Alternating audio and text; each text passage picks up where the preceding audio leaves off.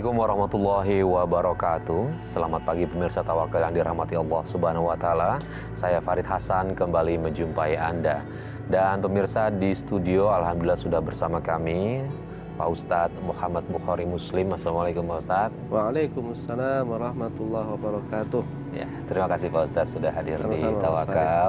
Dan pemirsa, selain Ustadz Bukhari Muslim, ada juga narasumber kita bernama Mas Aji. Assalamualaikum Mas Aji. Waalaikumsalam warahmatullahi wabarakatuh. Oke, langsung saja Pak Ustadz dan pemirsa di rumah, kita langsung bertanya dengan Mas Aji. Mas Aji punya masalah hidup seperti apa? Mas Aji datang ke Tawakal mau bercerita tentang apa? Awal mualanya apa? Saya yang lebih memilukan buat saya adalah masa kecil saya yang sangat sampai sekarang nggak bisa melupakan sakit hati terhadap ayah tiri saya. Sakit hati terhadap ayah tiri, ada kaitannya dengan perlakuan Mas Aji setelah dewasa seperti ini? Ada. Ada kaitannya. Oke, kalau gitu boleh diceritakan apa yang Mas Aji alami dari saat masa kecil itu? Masa kecil saya itu ayah saya itu temperamen, sangat temperamen. Dia tuh Ini yang ayah kandung, ayah tiri, mohon maaf. yang ayah tiri, ayah kandung saya meninggal Di usia? semasa saya masih bayi. Masih bayi. Iya. Kemudian akhirnya ibu saya menikah lagi dengan ayah tiri yang sangat temperamen. Ya. Apa aja yang dia lakukan ke Mas Aji? Sangat membedakan antara adik yang setelah menikah dengan ibu saya menikah. Nah, saya dan adik saya itu sangat jauh berbeda. Oke, jadi pilih kasih gitu. Ke Mas Aji dia kasar, sementara ke adik tidak gitu. Kurang Betul. lebih seperti itu. Oke, Pak Ustadz, ini Mas Aji punya masalah dengan ayah tirinya yang memperlakukan beda dengan adiknya dia. Dan juga berlaku kasar nih sama Mas Aji nih. Lalu kedudukan ayah tiri di dalam Islam itu seperti apa Pak Ustadz? Baik, pemirsa yang dirahmati oleh Allah, Mas Aji ini mengalami kekerasan oleh ayah tiri. Di dalam syariat, ayah tiri ini sebetulnya memang bukan ayah biologis. Berbeda. Hak dan kewajibannya juga berbeda. Seorang anak masih kecil yang wajib memberikan nafkah lahir dan batin itu adalah ayah aslinya. Ayah dengan nasab. Sedangkan ayah tiri itu bukan ayah nasab. Untuk pendidikan, untuk nafkah, untuk makan, untuk biaya sekolah, ya tetap kepada ayah aslinya. Kalau seorang ibu kemudian menikah lagi, punya anak karena dia bawa anak dari suami pertamanya, ya karena ini keluarga baru.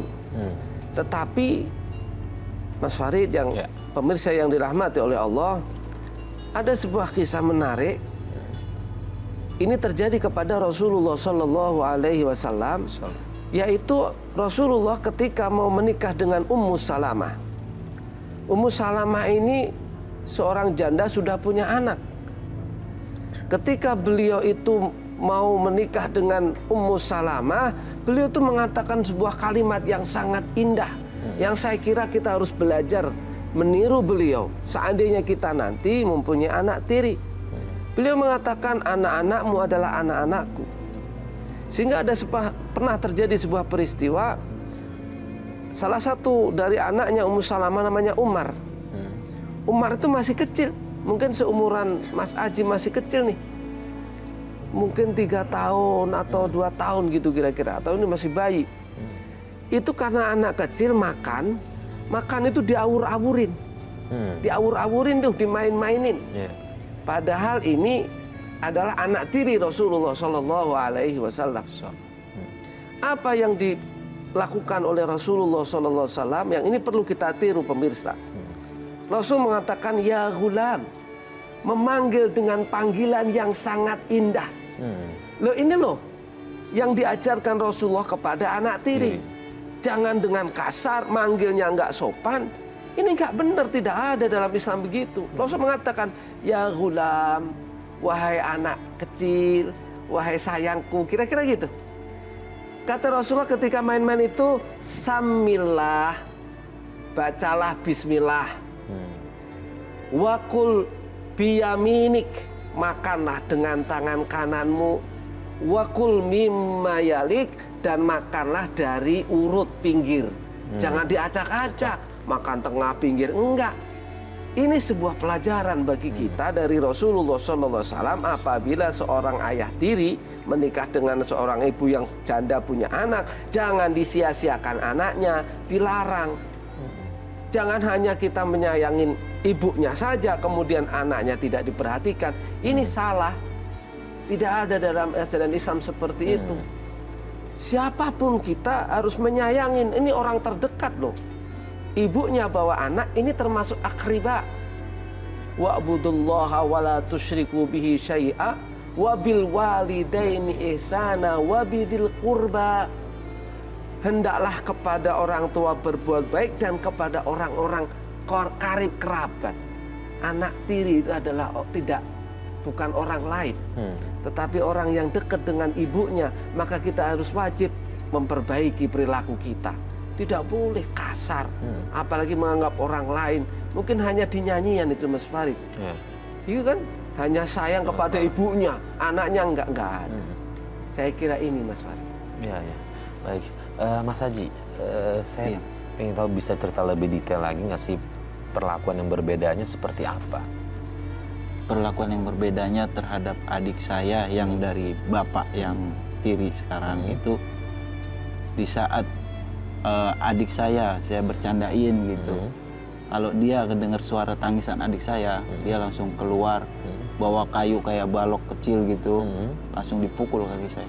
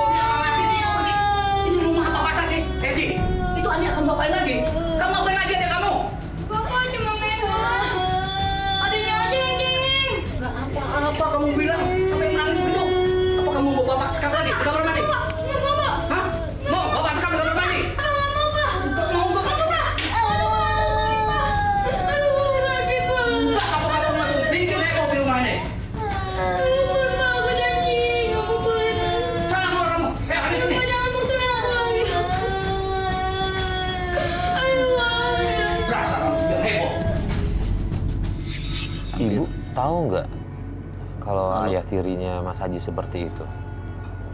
Kalau bicara, maaf saya jadi Ya, nggak apa-apa.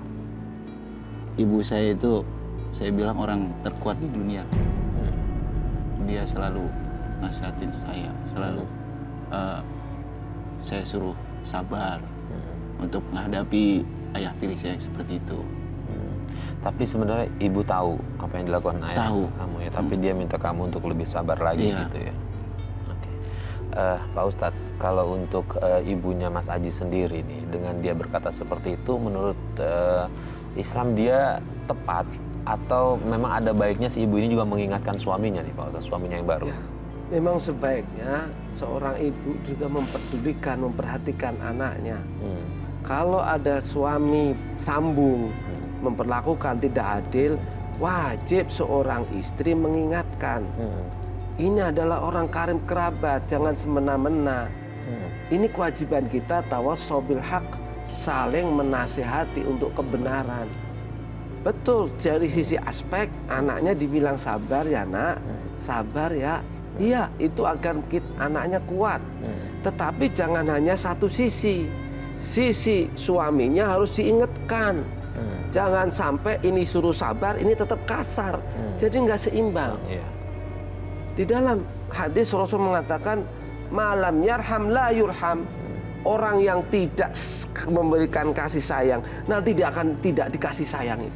Orang yang nggak pernah memberikan kasih sayang kepada orang lain, apalagi seorang anak nih, la yurham, nanti dia tidak akan mendapatkan kasih sayang dia. Ini seorang bapak nggak menyayangin, ibu harus adil. Ini semua anak, ini darah dagingnya loh. Betul, ini adalah kewajiban ibu saja. Tetapi seorang ayah harus diingatkan. Nggak boleh karena misalnya takut nanti diceraikan atau tidak dikasih nafkah, kemudian sudahlah kita yang sabar. Tidak begitu. Iya. Kita justru unsur akhaka zaliman au mazluman. Ini sang suami zalim. Zalim itu orang yang zalim, kita harus tolong. Menolong orang zalim itu menyetop kezalimannya, bukan membiarkan. Kalau membiarkan namanya malah justru menolong dia masuk neraka. Itu Mas Farid. Iya, Mas Haji. Mas Haji udah berapa lama diperlakukan kasar sama ayah tiri? Dari semenjak usia 7 tahun mau SMP sampai SMP lah. Sampai ke SMP itu Mas Haji udah pernah nanya belum sih, kenapa kok ayah melakukan ini ke saya? Sebabnya apa? Ya, saya dikatakan saya anak pembawa sial. Saya dibilang ya istilahnya ya kayak bajingan gitu, bahasa kasarnya gitu. Iya. Seperti itu. Sampai istilahnya pembawa malapetaka gitu. Oke, dari mana dia bisa ngambil kesimpulan bahwa sial? Ada nggak pemicunya apa gitu? Pemicunya ya sebenarnya dia memang benci aja sama saya. Dia Benci aja benci. sama... Kalau saya lihat memang dia benci terhadap saya gitu. Oke, Pak Ustadz, dia memutuskan untuk menikahi seorang janda yang membawa anak. Lalu kemudian dia hanya, mohon maaf, menikahi istrinya saja, tapi tidak merawat anaknya nih Pak Ustadz nih. Ya. Ini kan tadi ceritanya beliau ini yatim nih. Iya. Loh, perintahnya Allah itu kepada orang yatim harus kita sayangi. Sudahlah kalau misalnya nggak melihat ibunya, bukankah orang yatim dimanapun itu adalah wajib kita sayangin. Bahkan Rasulullah SAW mengatakan, ana wa kafilul yatim. Saya, kata Rasulullah, dengan orang yang menanggung kehidupan orang yatim, orang yang menyayangi anak yatim, yang mengasuh anak yatim, hakada. Seperti begini nanti di hari kiamat. Maksudnya apa? Dekat. Antara jari ibu, jari tengah ini dekat. Rasul mengatakan nanti hari kiamat seperti ini. Itu artinya apa? Orang yang menyayangi anak yatim bersama Rasulullah dekat nanti di surga. Loh, ini apalagi ibunya sudah dinikahin, anaknya nggak disayangin, dianggap membawa malapetaka. Nggak ada. Nggak ada disyariatkan kita mengatakan anak itu membawa malapetaka, nggak ada. Justru Allah kasih rahmat kalau ketika kita ada anak yatim. Bahkan rumah kalau dihuni anak yatim itu betul penuh dengan keberkahan. Malah ini sebaliknya, wal'iyadzubillah. Maka dari itu pemirsa, kalau ada ayah tiri melakukan demikian, kita harus hentikan. Wahai ayah-ayah, wahai suami-suami yang menikahin janda-janda, jangan perlakukan tidak adil. Jangan hanya mengambil istrinya, mengambil ibunya, tapi tidak peduli dengan anak-anaknya. Ini sebuah kezaliman. Itu Mas Farid. Ya, kenapa dari awal tidak berpikir gitu, mindsetnya diubah, ada anak yatim yang dia harus rawat ya Pak Ustadz? Betul, anak yatim. Iya. Nggak usah misalnya nggak usah menikahi ibunya, menyayangi anak yatim itu sudah pintu untuk masuk surga. Perbaikilah anak, nanti kita akan diperbaiki perlakuan. Ya. Mas Haji, tadi Mas Haji bilang katanya memberi nafkah juga kadang-kadang ya? Iya. Betul ya gitu. Betul. Ya? Nah, lalu kemudian untuk memenuhi kebutuhan sehari-hari itu dari mana ya Ibu? Ibu juga kan sambil bekerja. Bekerja juga? Iya, sambil dagang. Ya, dia sambil usaha untuk membantu kekurangan untuk makan. Kekurangan untuk makan. Oke. Iya, begitu. Nah, terus perlakuan ayah tirinya Mas Haji ke Ibu gimana? Kasar juga kah atau tidak? Ya, dia kasarnya cuman nggak sampai pakai tangan gitu. Nggak ya. sampai ke tangan, Ya, cuma kata-kata aja. Iya, kasar begitu. Dan istilahnya kalau saya sering disumpahin jelek, saya sering. Sering. Kemudian di suatu saat masak-masak dengan ibu pas malam takbiran itu, ibu ikut takbiran, saya ikut takbiran, tiba-tiba dia marah langsung. Udah dibilang suruh diem, ibu saya kan namanya takbiran kan mungkin berpahala gitu ya. Iya. Disuruh diem tetap aja takbiran, akhirnya itu masakan ditendang semua gitu.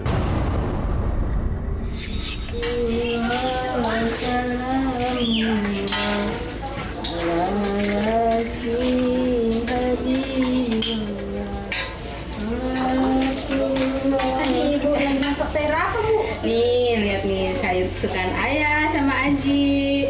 Wah, kamu tuh harus jadi anak yang soleh ya. Rajin sholawat biar masuk surga. Alhamdulillah, salam.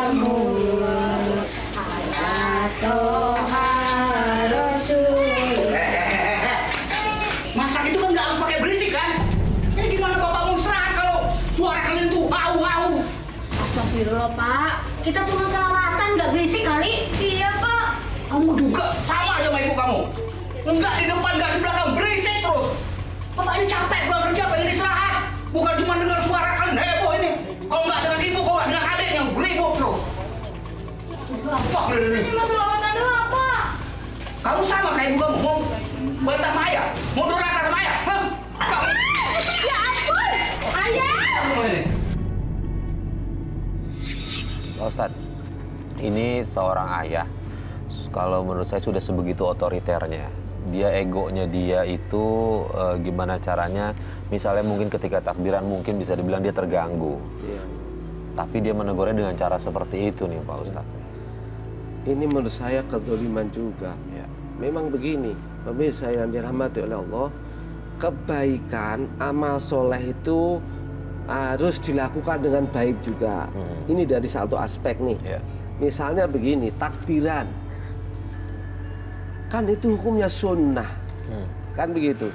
Ternyata bapaknya atau suaminya ini orang mungkin belum dapat hidayah dari Allah. Sehingga kalau dengar takbiran rasanya panas, nggak suka, kan begitu. Nah, begini ini seharusnya juga ada cara. Misalnya takbirannya cukup nggak usah pakai suara keras. Ini adalah cara-cara agar nanti tidak menimbulkan kemungkaran berikutnya. Orang yang takbirannya pelan kan juga dihitung oleh Allah. Misalnya ibu-ibu sedang masak, ya nggak usah pakai suara keras. Pelan-pelan, Allahu Akbar, Allahu Akbar, Allahu Akbar. Pelan sambil masak. Sehingga nanti tidak menimbulkan, ini adalah satu aspek. Tetapi karena mungkin karena iman, wah saya harus memuliakan hari Idul Fitri dengan mengagungkan asma Allah. Nah, aspek lain ini kan orang yang imannya masih dipertanyakan nih. Suaminya tahu bahwa ini kalimat thayyibah. Ini adalah kalimat yang mulia. Tahmid, takbir, tahlil. Kok nggak senang? Ini aneh juga. Padahal ini adalah istrinya sedang masak untuk dia. Untuk anaknya. Ini yang saya bilang orang yang nggak pernah punya kasih sayang. Orang seperti ini biasanya nanti nggak disayangin oleh Allah. Sebagaimana hadis itu, malam yarham la yurham. Orang yang tidak menyayangin, nanti tidak akan disayangin dia. Dia akan berbalik nih. Ini seorang ayah bagaimana? Seharusnya malam takbiran itu yang lembut, penuh kasih sayang, makan-makan yang enak, menyiapkan baju yang bagus. Tiba-tiba karena takbiran makanan ditendang, ini ditendang, wal iyadzubillah. Rasanya orang-orang bingung, udah nggak pantas nih orang ini begini nih. Iya. Bagaimana dengan istrinya kok sekasar itu? Nauzubillah min dzalik. Mas Haji, Mas Haji sama ibu tetap bertahan meski perlakuan ayah seperti itu. Iya, ibu selalu nasihatin saya supaya untuk tetap bertahan. Tetap bertahan. Ya. Sampai saya kadang dalam hati saya itu nyumpahin saya. Mas Haji, saya dengar katanya ayah tiri Mas Haji terkena stroke ya? Iya, Itu iya Mas. kapan? Jadi setelah saya menikah, mungkin pikiran saya Allah mendengar doa saya waktu saya Ingin dia celaka iya, gitu? dia celaka Selama masih akhirnya di saat saya menikah, ayah tiri saya stroke. Sampai sekarang gimana kondisinya saat ini? Ya masih stroke. Saya sudah coba, ya saya sebenarnya masih dendam, cuman ibu saya selalu menyampaikan bahwasanya jangan dendam. Akhirnya saya bantu untuk berobat sampai Ya habis Allah. puluhan juta saya juga membantunya. Ya Allah, walaupun rasa penuh dendam nih Pak Ustadz, tapi dia tetap berbakti sama ibunya. Ini Menuruti contoh. apa kata ibunya? Ini contoh yang baik. Ya. Dan Ini anak yang bakti, yang mulia ini Mas Haji ini. Awalnya pengen udah orang tuanya mati aja lah. Sempat Sampai dia- senang ketika ayahnya kena stroke ya Ustadz ya. Tadi Iya. dia bilang, Sudahlah, kita meyakini jangan karena doa kita kemudian orang celaka, jangan. Iya. Mendoakan celaka itu tidak bagus. Nanti akan kembali ke kita. Sudah mungkin bisa jadi Allah lah yang memberi hukuman. Karena ulah dia. Tadi kalau kita lihat hadis di awal, malam yarham la yurham. Orang yang tidak menyayangin, tidak disayangin. Bisa jadi ini udah benar. ya. Membenarkan sabda Rasulullah SAW karena tidak pernah menyayangin anaknya. Sekarang beliau tidak disayangin dengan stroke, dengan susah dan susah. Tapi itu pun coba anaknya masih berbuat baik. Padahal dia anak tiri yang dulu disakitin. Karena apa? Beliau berbakti sama ibunya. Luar biasa. Sangat beruntung apabila anak punya anak seperti ini nih. Yang dulu disakitin masih menyayangin orang tuanya. Karena apa? Di dalam hadis Rasulullah SAW mengatakan roghima anfu rajulin, celaka anak itu. Kalau dia menemukan orang tuanya masih hidup, dia tidak bisa masuk surga. Lah ini masih yakin nih, orang tuanya udah masih hidup walaupun sakit, dia masih menyayangin, memberikan, mengobatin, mencarikan uang untuk berobat. Insya Allah tidak celaka. Mas Haji ini walaupun dendam, marah karena disakitin. Ini contoh yang baik pemirsa. Sayangilah orang tua kita apapun kondisinya, apapun keadaannya, apapun yang dulu mereka perlakukan kepada kita. Karena itu anugerah yang luar biasa dari Allah Subhanahu wa Ta'ala. Mas Haji, setelah kena stroke tapi katanya tetap temperamen itu nggak berubah ya, masih tetap marah-marah. Betul itu. Nah, kondisi fisiknya gimana? Dia terbaring atau dia bisa duduk atau sudah sebenarnya bisa jalan dia pelan-pelan? terbaring, cuman bisa gerak tuh ya lemas gitu. Tapi dia bisa bicara? Bisa. Nah itu pun dia masih sama ibu saya masih ibarat kata nyuruh minta makan itu kan mulutnya itu stroke-nya masih bisa ngomong. Cuman kalau minta makan itu kadang telat gitu. Ya masih disempar aja pakai tangan gitu. Bu! Bu! Iya Pak, bentar. Kenapa sih? Bapak sudah lapar, Bu. Ibu kemana? Ngapain di dapur kok? Ini sudah jam berapa, Bu? Lapar, Bu. Iya. Nih Pak, baru mateng makanannya. Dasar. Ibu itu istri yang berguna. Pak, udah Pak, cukup. Mau sampai kapan Bapak marah-marahin ibu terus? Bapak itu kasar terus sama ibu, ha? Ibu itu istri Bapak, Pak. Anak didikan ibu. Dari kecil selalu melawan Bapak, membantu. Berani kamu Bapak? Pak, Anjing gak akan tinggal diem, Pak. Hah? Kalau Bapak terus kasarin ibu kayak gitu. Udah sini biarin. Emang Bapak ngutuk tiap hari kerjanya marah-marah mulu. Enggak. Anjing gak terima kalau ibu dimarah-marahin mulu sama Bapak. Harusnya Bapak bersyukur. Kita udah ngurusin dia, Bu. Ya, kalian merasa berjasa sudah merawat Bapak. Sekarang Bapak memang tidak ada gunanya lagi sama kalian ya.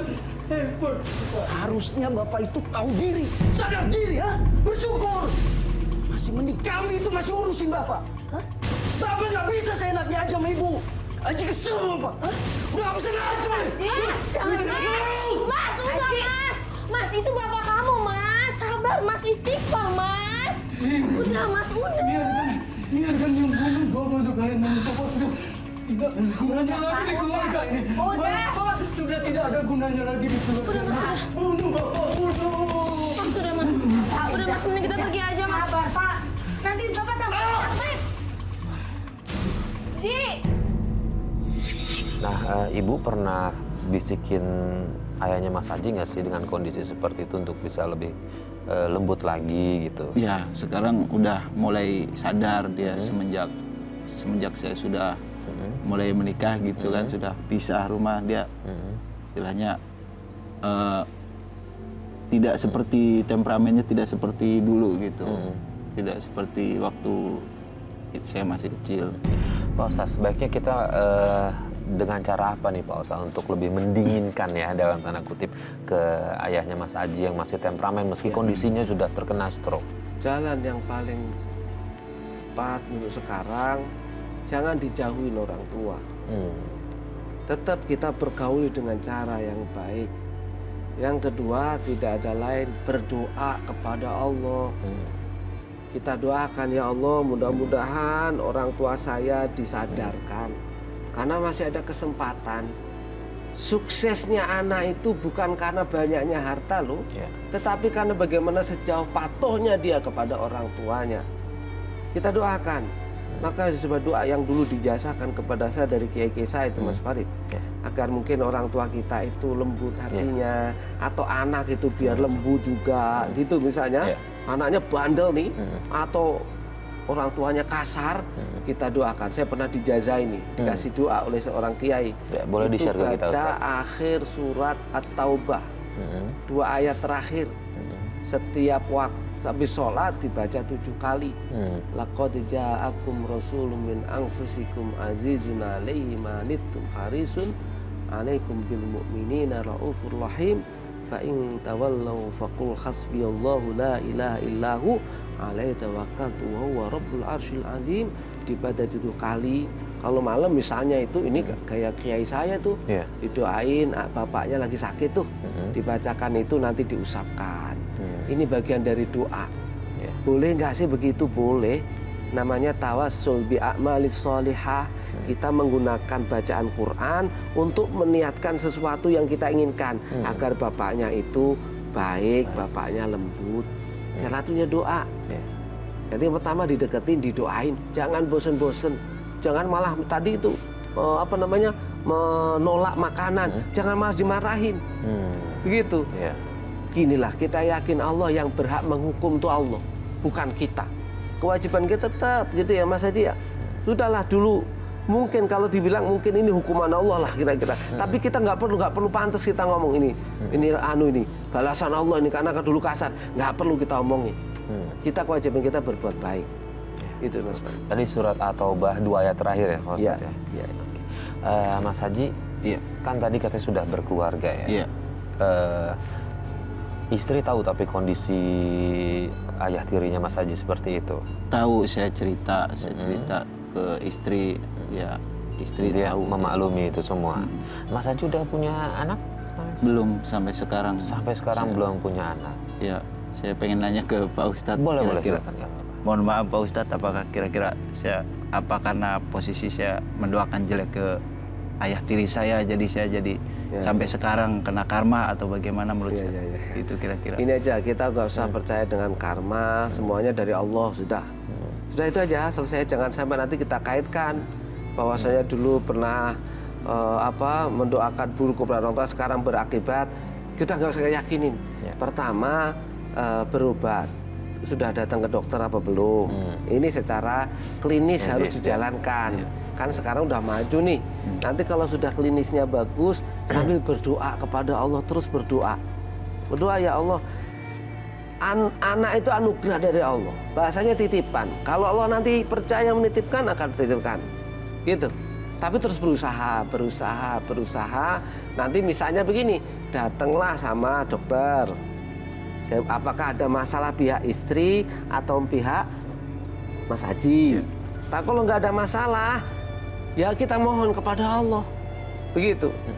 Mohon kepada Allah. Kenapa? Dulu para nabi juga banyak yang lama punya anak. Tapi ketika Allah sudah takdirkan, semuanya itu akan gampang. Gitu.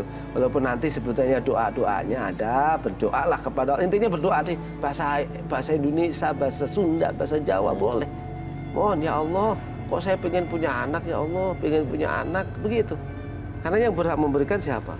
Allah. Kalau kita melihat dulu nabi-nabi dulu misalnya, ketika Ali Imran itu nggak punya anak, Nabi Zakaria nggak punya anak, sampai ngomong saya sudah tua ya Allah, umur saya begini, bagaimana saya pengen punya anak? Tapi Allah takdirkan. Nggak ada yang susah bagi Allah.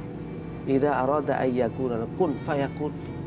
Apabila Allah berkehendak, Allah akan takdirkan. Kita perbaiki iman kita ini, amal kita kepada Allah perbaiki sambil minta kepada Allah. Nggak usah dikaitkan dengan ibu bapaknya, nggak usah lah. Artinya kita nggak boleh mengaitkan dengan apa yang kita lakukan masa lalu, Pak Ustadz ya. Ya gini aja, kalau untuk pribadi kita ngomong ya Allah, ini dosa saya ya Allah, ini kesalahan saya, itu boleh. Kita ngomong ngaku ini dosa saya ya Allah. Kita ngomong ya Allah, jangan kau hukum saya karena dosa saya ya Allah, ampunin. Nah itu lebih baik. Begitu. Dan nggak perlu diceritakan banyak kepada orang. Ditutuplah sudah. Begitu. Nanti nyari lagi saya begini nggak usah. Ditutup aja lah. insya Allah akan baik, insya Allah. Nah, Mas Haji, jadi Mas Haji nggak punya alasan lagi nih untuk selalu menyalahkan apa yang Mas Haji lakukan. Menyadari iya, tapi selalu menyalahkan jangan. Gimana ini dengan setelah mendengar kayak gini, Mas Haji udah harusnya sih kalau menurut saya pelan-pelan coba mengikis buruk sangka itu. Betul.